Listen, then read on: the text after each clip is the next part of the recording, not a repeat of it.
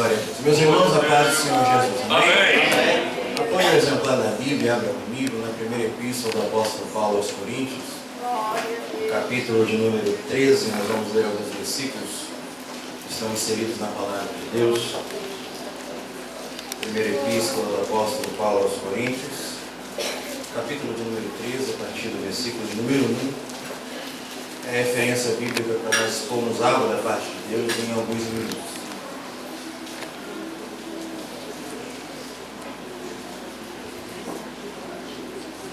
Primeira epístola do apóstolo Paulo à igreja de Corinto, ou aos Coríntios, capítulo de número 13, versículo de número 1. Os que encontraram o texto, confirmem dizendo amém. Amém. Assim está escrito: ainda que eu falasse a língua dos homens e dos anjos, se não tiver amor, serei como bronze que soa ou como símbolo que retina. Ainda que eu tenha o dom de profetizar e conheça todos os mistérios e toda a ciência, ainda que eu tenha tamanha fé a ponto de transportar os montes, se não tiver amor, nada serei. Ainda que eu distribua todos os meus bens entre os pobres, e ainda que eu entregue meu próprio corpo para ser queimado, se eu não tiver amor, nada disso me aproveitará. O amor é paciente, é benigno, o amor não arde ciúmes, não se ufana, não se soberbece, não se conduz inconvenientemente, não procura os seus interesses, não exaspera, não se ressente do mal, não se alegra com a injustiça, não regozija-se, mas regozija-se com a verdade, tudo sofre, tudo crê, tudo espera, tudo suporta. O amor jamais acaba, mas havendo profecias desaparecerão, havendo línguas cessarão, havendo ciência passará, porque em parte conhecemos, em parte profetizamos. Quando, porém, vier o que é perfeito, então o que é em parte será aniquilado. Até aqui. Aleluia, amém. Tome o seu assento. Glória ao Senhor Jesus. Meus irmãos, nós fizemos menção de um texto da Bíblia que está registrado na primeira epístola do apóstolo Paulo à igreja de Corinto. Paulo está na sua terceira viagem missionária, agora na cidade de Éfeso, e então ele recebe algumas informações do que estava acontecendo na igreja, onde ele havia fundado e passado cerca de 18 meses. Além das informações de facções, de divisões, de problemas que estavam acontecendo no seio da igreja, Paulo também recebe uma série de questionamentos acerca de determinados assuntos, dos quais os irmãos da igreja tinham dúvidas. E então, a fim de responder tais questionamentos e também exortar os irmãos que estavam no contexto da igreja de Corinto, por causa do pecado que havia estado inserido dentro do contexto da igreja, Paulo escreve esta sua primeira epístola endereçada à igreja de Corinto. Para quem não sabe, a cidade de Corinto era na Grécia. E então os indivíduos que viviam nessa cidade eram bastante licenciosos, além de possuir uma arrogância muito grande, visto que nós sabemos que a Grécia é o berço da filosofia, nós sabemos que é a terra de Sócrates, Aristóteles, Platão, entre outros filósofos, não é? Que então permearam na face da terra na Grécia antiga. E então Corinto, além da sua arrogância, por causa de serem amantes de tantas artes que eram produzidas, como a retórica, que não é pecado, a oratória, entre outras artes, eles rejeitaram a presença do apóstolo Paulo enquanto ele esteve lá, porque a sua pregação não consistia em palavras persuasivas de sabedoria humana, mas em demonstração do Espírito de poder. Além disso, havia um templo dedicado a uma deusa por nome de Afrodite nessa cidade, onde algumas prostitutas profissionais serviam nesse templo. Então o apóstolo Paulo enfrenta bastante dificuldades enquanto esteve na igreja e agora, respondendo às situações em que os irmãos tinham dúvidas e além disso também exortando os irmãos, Paulo nos mostra dentro dessa epístola que a situação estava realmente espúria, que a situação estava realmente ruim na igreja. Se nós olharmos no capítulo de número 3, a igreja de Corinto, inclusive, existia um homem que tinha um caso com a sua própria madrasta, e ninguém não estava nem aí para o pecado que estava acontecendo dentro da igreja. Se nós olharmos para a epístola do apóstolo Paulo aos Coríntios, nós vamos ver que há uma diversificação, que há uma multiplicidade de dons espirituais. Havia manifestações de diversos dons espirituais, dons de curar, profecia, enfim. Porém, o apóstolo Paulo começa a repreender os irmãos, a partir do capítulo 12, acerca do pecado de ciúme, de inveja, de dissensão, por causa dessas situações onde um queria ser o outro, onde o outro queria ser outro, e assim por diante. E então o apóstolo Paulo começa a apresentar acerca da ordem da igreja. Ele faz algumas questões, alguns questionamentos aos irmãos, dizendo o seguinte: por acaso são todos apóstolos? Ou são todos profetas?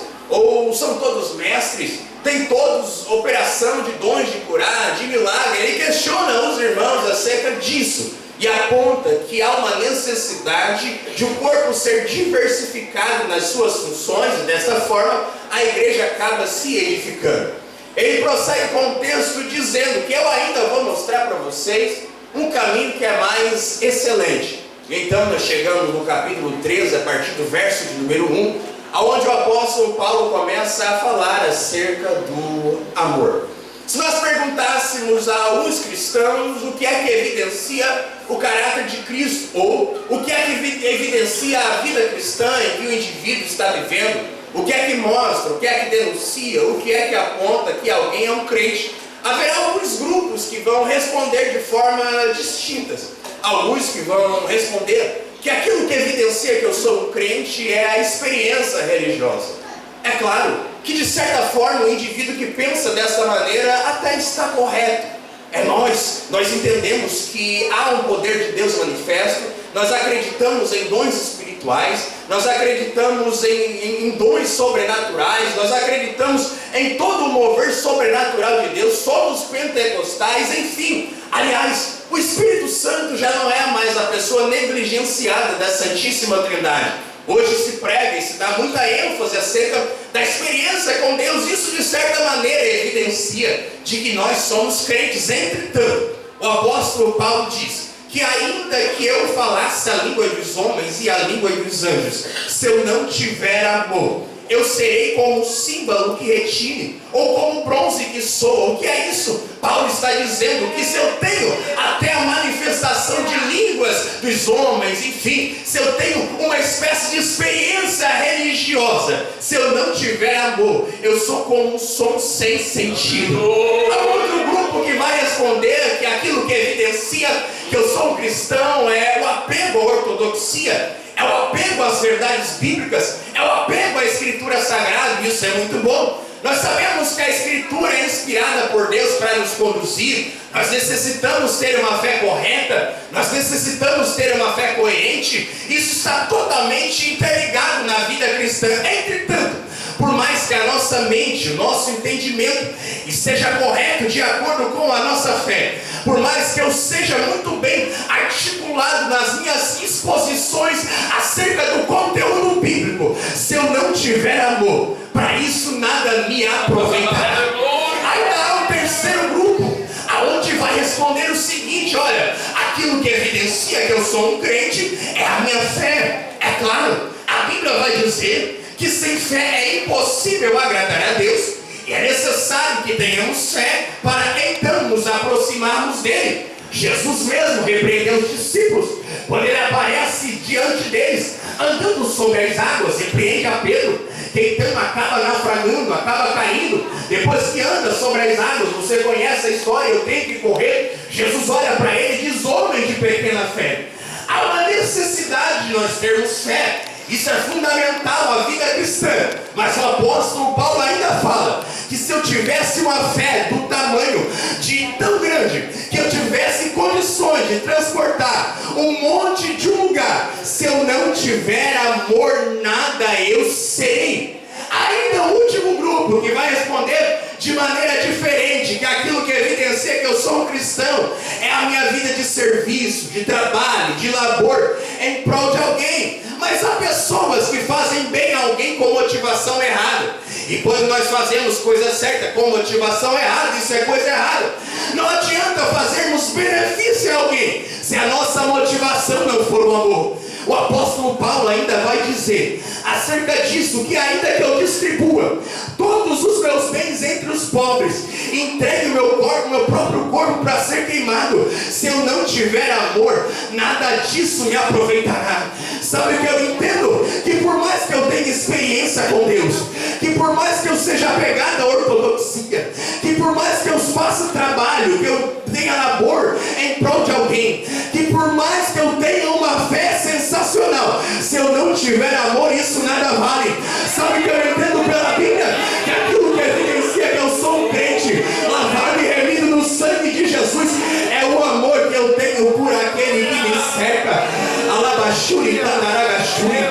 O resumo do Evangelho, Jesus respondendo a pergunta ao fariseu, ele disse que nós deveríamos amar a Deus com toda a alma, com todo entendimento, com todo o coração.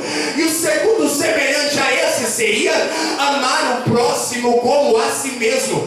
A maior necessidade da igreja nos dias atuais, em todos os seus séculos, é amar, é estender a mão, é favorecer com motivação correta. Mas nós ficamos muitas vezes engessados, como o sal do sal, luz da luz. Não fazemos nada por ninguém e dizemos que amamos a Deus. Nos fazemos mentirosos, porque não estamos nem aí para aqueles que estão à nossa volta. Mas é tempo de nós nos voltarmos para a Escritura